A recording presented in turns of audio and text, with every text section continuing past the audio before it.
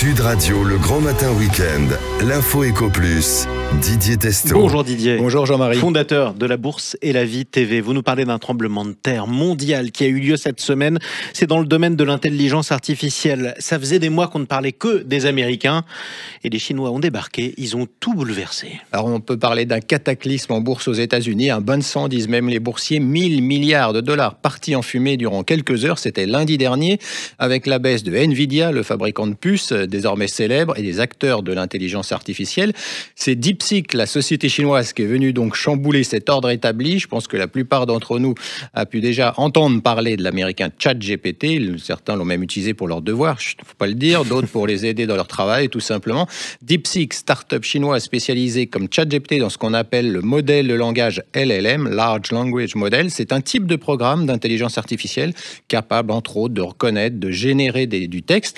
Ils sont entraînés sur de vastes ensembles de données, d'où ce terme. Mais ce qui a conduit à la réaction violente en bourse de la tech américaine, dont Nvidia, c'est que DeepSeek s'est distingué par son efficacité, avec des résultats comparables à ChatGPT, mais des moyens financiers presque ridicules. Si on les compare à l'américain, on est à moins de 10 millions de dollars, autour de 6 millions de dollars.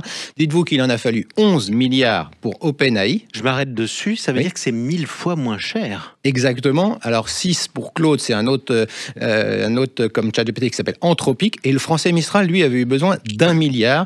Les investisseurs se sont demandé si la valeur des sociétés américaines était justifiée. Est-ce qu'on avait affaire à une bulle? En tout cas, ça pourrait remettre en cause la suprématie actuelle des Américains dans le domaine de l'intelligence artificielle. Oui, puis ce qui est intéressant, c'est que DeepSeek, c'est le fruit de l'imagination de Lian Wenfeng, un Chinois qui dirige un fonds spéculatif. C'est pas un tech, c'est un hedge fund, 8 milliards de dollars, High Flyer, ça s'appelle. Il s'est lancé dans ce système d'IA il y a à peu près 2 ans, en créant DeepSeek.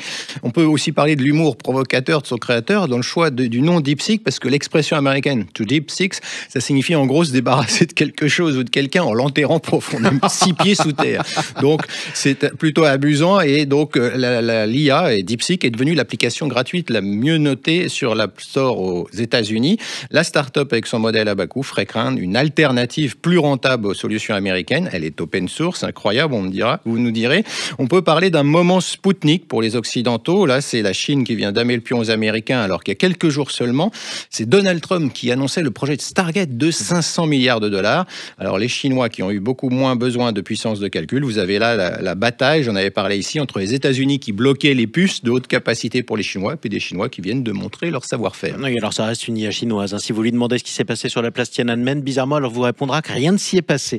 Mais maintenant, parlons de cet avertissement en bourse, Didier, d'autant plus fort que les progressions ont été très fortes depuis plusieurs années. Oui, parce que les résultats de Nvidia depuis 2023 ont laissé les investisseurs perplexes, puisque les Américains, les grands investisseurs, ils s'étaient rués sur ces actions de l'intelligence artificielle. 23 milliards de dollars d'entrée en 2024. C'était la plus grande récolte annuelle de fonds depuis 2000, à l'époque de la bulle Internet. Ce sont les données de Morningstar Direct.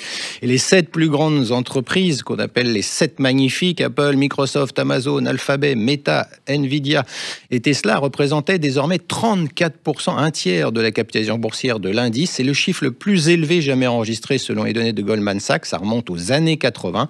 Certains investisseurs donc estiment que cette exubérance entourant le marché de l'IA est tout simplement allée trop loin. Oui, alors Didier, ce qui s'est passé montre quand même que rien, absolument rien, n'est joué dans le domaine de l'intelligence artificielle. Clairement, et l'Europe devrait se réjouir de ce qui s'est passé, car elle est très en retard, même si je vous ai parlé de Mistral, le français. Elle devrait surtout accélérer, parce que derrière, ça concerne l'intelligence économique, la souveraineté.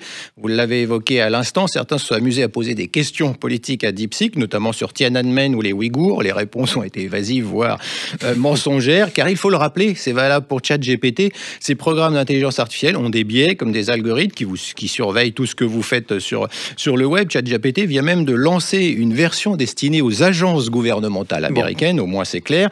Et l'Europe, la France, doit forcément se doter d'outils aussi puissants. Les Chinois viennent de nous montrer que l'open source, en France. Il ne demande qu'à progresser cette open source. Si seulement les gouvernements successifs ne faisaient pas allégeance à Microsoft, d'une certaine manière, l'open source peut nous aider dans cette voie souveraine. Le 10 et le 11 février prochain se tient à Paris un sommet pour l'action sur l'intelligence artificielle. C'est son nom, avec le chef de l'État, Emmanuel Macron. Alors vous avez entendu action.